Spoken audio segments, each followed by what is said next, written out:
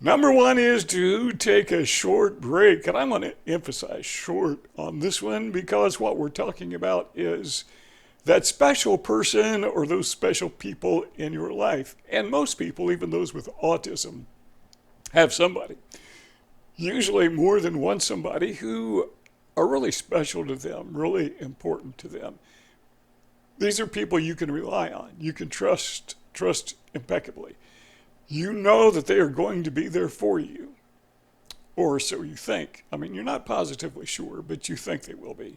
Well, how do you test that? How do you find out for sure? Well, you take a break for a while. You've heard the saying, absence makes the heart grow fonder. Now, in a few minutes, I'm going to show you a clip from 60 Minutes Australia where the host or the presenter, I think they say in Australia, was put in an MRI machine, brain scan. And while she was in the machine, they showed her an image of Brad Pitt. And they wanted to see how her brain would react. What part of her brain would activate, would light up, as they say. And then they showed her a photograph of somebody they knew she loved. And they compared the two photographs, or the two responses. We're going to show you that in just a second. The point is, there's some people, we don't dislike them, we don't have a problem with them. In fact, we may even admire them, like most people think Brad Pitt, pretty good actor. But they don't love him. There's no special relationship there with him. So how do you know, without going into an MRI machine and being shown photographs, how do you know that you love this person and this person loves you back, or you care about them and they care about you in return? Well, what happens is you get away from the person, you get away from the distractions that surround you and that person, and you take a break. And when you're away from this person or these people, a couple things happen. Number one, as we said already, your heart will kind of ache. You want to see them back. And something else, you may need to take a break from that person so that your attachment can grow stronger. It's kind of like when you're working out, a bodybuilder, they have micro tears in their muscles on purpose so it'll grow back a little bit stronger. And so you have this micro break, this little break. You take them from this person so your heart will grow fonder. You grow a little bit stronger. I recall my wife used to leave every summer and visit her family out of state.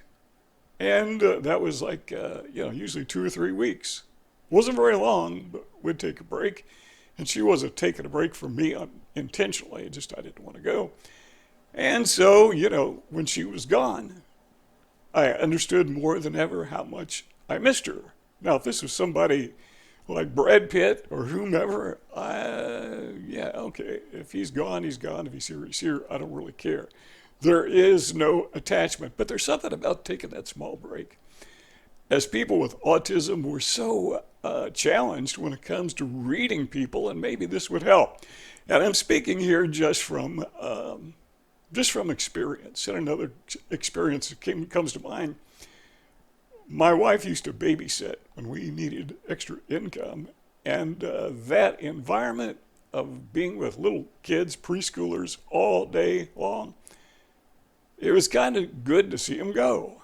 And another illustration comes to mind. When my kids or my grandkids were small, they're all grown up now. My kids are grown up, my grandkids are grown up. But when they were small, my daughter and her husband and all the kids, there's like 1 million of them, there's 4 of them. They would all come into the house, and man, were they noisy. These kids could make more racket than 400 kids. They're just 4 of them. And if you're used to being in the quiet all day long, that's a little bit nerve-wracking, a little bit of stress there.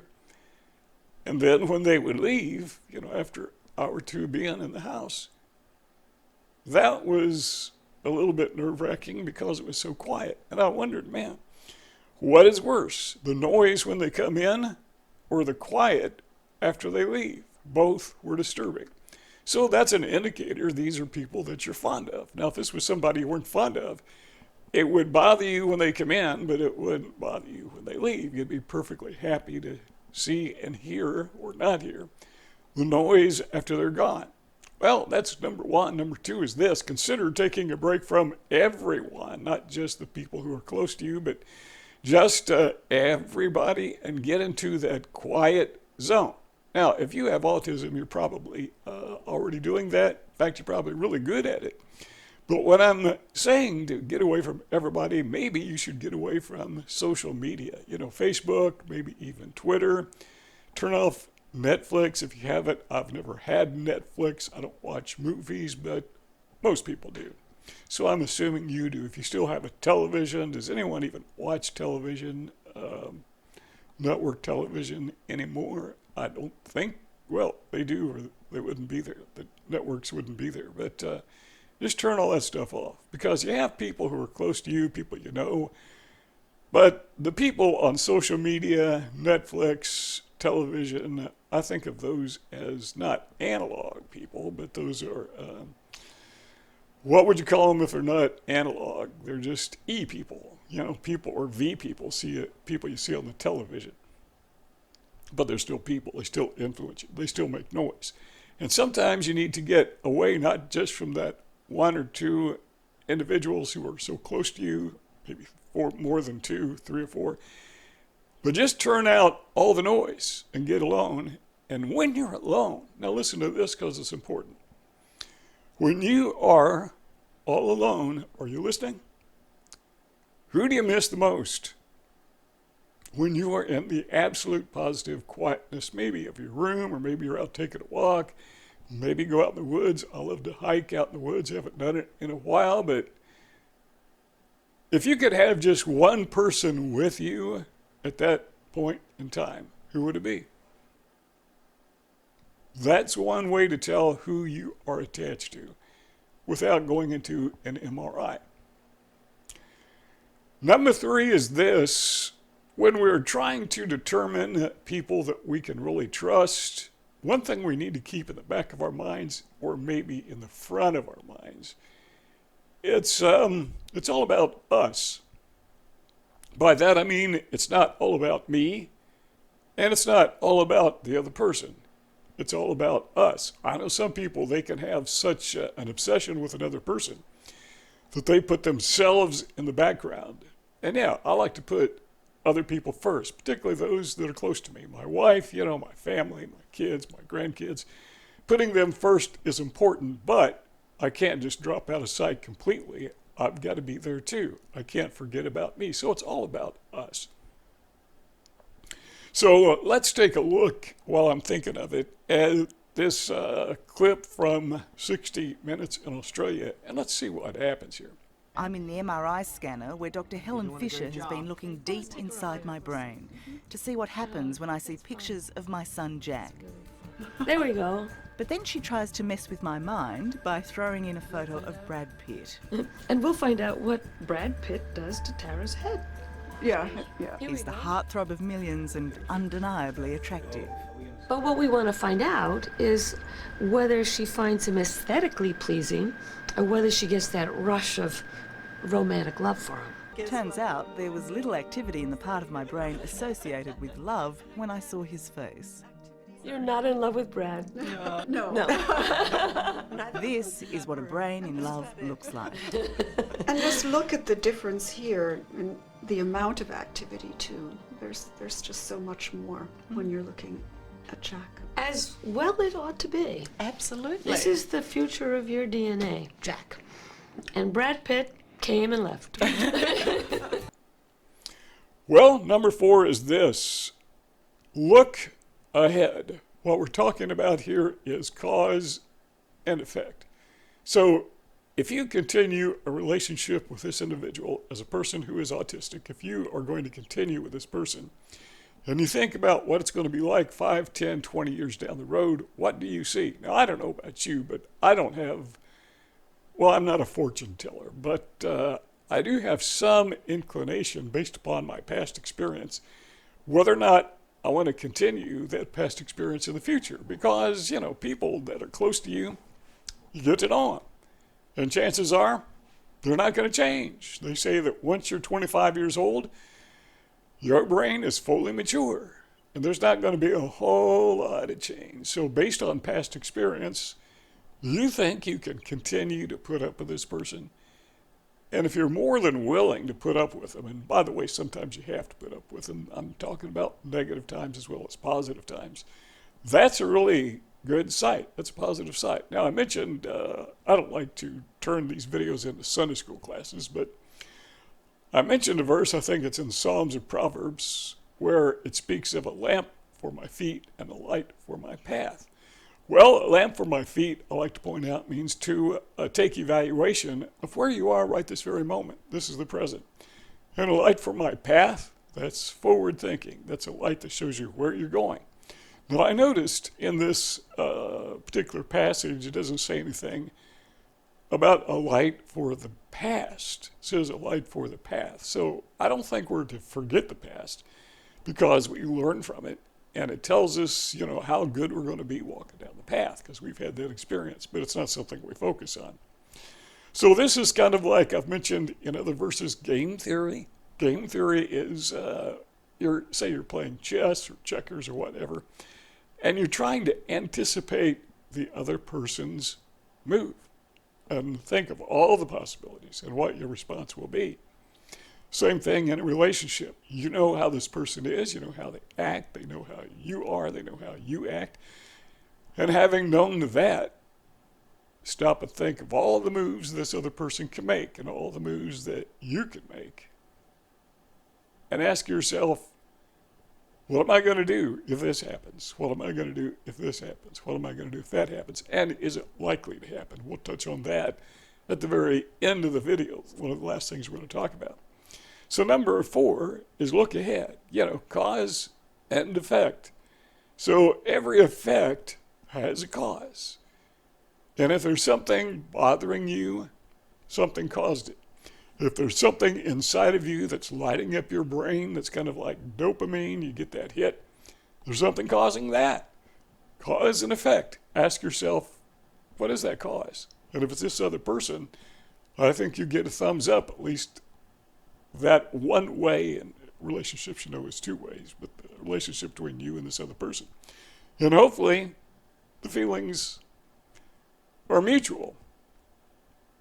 Then number 5, touch on this very briefly, but I do want to mention it because it is important. And that is we need to distinguish between emotional and cognitive understanding. Emotional feelings, I think, are important. There's a thing called emotional empathy, where we feel sorry for other people based on emotions. We know how they feel. I think I'm pretty good with emotional empathy. I suppose a lot of people, more than they give credit for, a lot of people with autism have emotional empathy, but cognitive empathy, that's where we're able to read people's faces, know what they're saying, and able to interpret it and understand it clearly. But when it comes to what some people call gut feelings, a lot of people say, rely on your gut feelings. Yeah, I've done that in the past, and I found that my gut's not very smart. I'm not a fortune teller, and my gut is not a fortune teller. So I have these gut feelings, and I have learned in my past to ignore them because they're just not good indicators. Maybe you've had a totally different experience in your life, but not me. So I'm just saying, when it comes to emotional versus cognition, we're not very good at cognition. But still, I think in most cases, cognition, intelligent thinking, takes precedence over emotional feelings. And even though they're important, because cognition is clear thinking, where emotion can be deceiving. Every used car salesman knows that. As long as they can warm up to you and make you feel warm and fuzzy, every cult leader knows the importance of emotion. If they can pull you in emotionally, they can trap you forever, almost. Number 6 is find a sounding board. All right, so maybe you've tried to get away. That worked out. Maybe it didn't. Maybe it worked out, but you think it didn't. Or maybe you think it didn't, but it did. Well, maybe you need a sounding board. By that I mean somebody to talk to who will talk back to you. The best sounding boards I have ever used, and I'm talking about people, not a literal board. The best people that I have ever talked to are therapists. And I haven't talked to many of them because I need somebody that I can trust, somebody that's not going to take what I tell them in confidence and share it with somebody else in confidence, who will share it with somebody else in confidence. And you know how that goes. It goes on and on and on. So I don't need an echo chamber where somebody will tell me what I want to hear, or somebody who will say, hey, it's all in your head, or something like that is just dismissive, or somebody who pretends to care that doesn't care. Somebody who has confirmation bias, who has their opinions already set in stone, and they're going to tell you what they think even before you even say anything. You need somebody who is reliable. And that is not necessarily a therapist. Maybe you're fortunate enough to have somebody in your life you can trust. But based upon my experience, and again, most of what I talk about is my experience, I've had people in my life who I could trust empirically and empirically. And those people, not all of them, but those people, many of them, I should not have trusted them because they were fake. I mean, they were just taking advantage of me because I'm autistic, no doubt. But still, it's important to have a sounding board. And the most reliable sounding board I can think of is a therapist. The problem with a therapist is they tend to charge fees. Some churches have professional therapists, but if you go that route, you know who are free. They do it voluntarily because they want to get you in their church.